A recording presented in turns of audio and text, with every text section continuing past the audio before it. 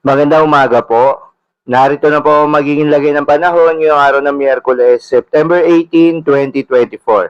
At Bagyong Hener palabas na ng Philippine Area of Responsibility habang si Bagyong Helen ay nakapasok na ng Philippine Area of Responsibility.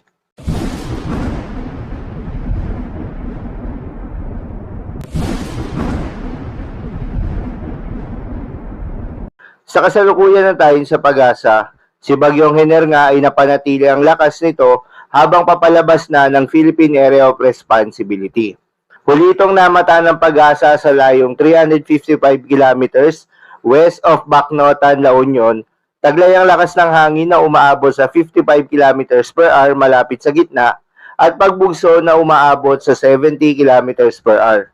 Kumikilos pa westward sa bilis na 25 kilometers per hour. Samantala, si Bagyong Helen nga ay nakapasok na ng Philippine Area of Responsibility kahapon ng 6:30 ng gabi. Ito ay may international name na Pulasan. Huli naman itong namataan ng pag-asa sa layong 1,290 kilometers east of extreme northern Luzon. Taglay ang lakas ng hangin na umaabot sa 85 kilometers per hour malapit sa gitna at pagbugso na umaabot sa 105 kilometers per hour. Kumikilos pa westward sa bilis na 40 kilometers per hour. Para naman sa magiging forecast track nitong dalawang bagyo, para sa Bagyong Hener, inaasahan nitong lalabas ng Philippine Area of Responsibility ngayong madaling araw. Inaasahan nitong gagalaw sa direksyon na westward sa West Philippine Sea sa mga susunod na 5 araw. Inaasahan naman itong lalakas bilang isang tropical storm ngayong araw. At dahil nga sa unti-unting paglayo nitong si Bagyong Hener, wala nang nakataas na tropical cyclone wind signal number 1 ngayon sa Luzon.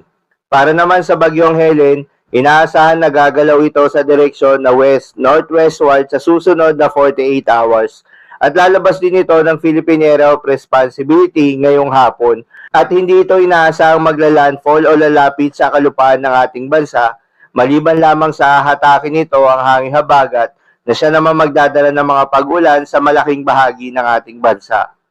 Mananatili ito bilang isang tropical storm hanggang sa ihina ito pagdating sa East China Sea. Para naman sa magiging lagay ng panahon ngayong araw ng Miyerkules, dahil sa epekto nitong southwest monsoon o hanging habagat na pinalakas ni Bagyong Helen, asahan ang heavy to intense rain sa Palawan, Occidental Mindoro at Antique. Habang moderate to heavy rains naman sa Metro Manila, nalalabing bahagi ng Mimaropa, nalalabing bahagi ng Western Visayas, Ilocos Region, Cordillera Administrative Region, Zambales, Bataan, Batangas at Cavite.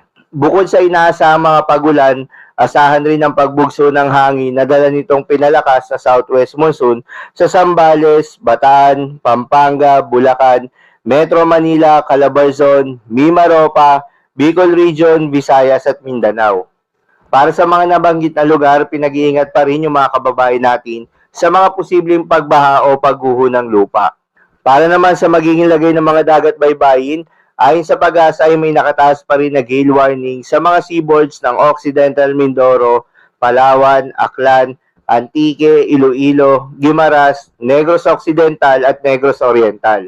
Payo ng pag-asa ay huwag munang pumalaot yung mga kababayan nating mangingisda at yung may mga maliliit na sasakyan pandagat sa mga nasabing seaboards dahil inaasahan yung maalon hanggang sa napakaalon na karagatan. So yun lamang po para sa lagay ng panahon ngayong araw ng Miyerkules. Keep safe everyone.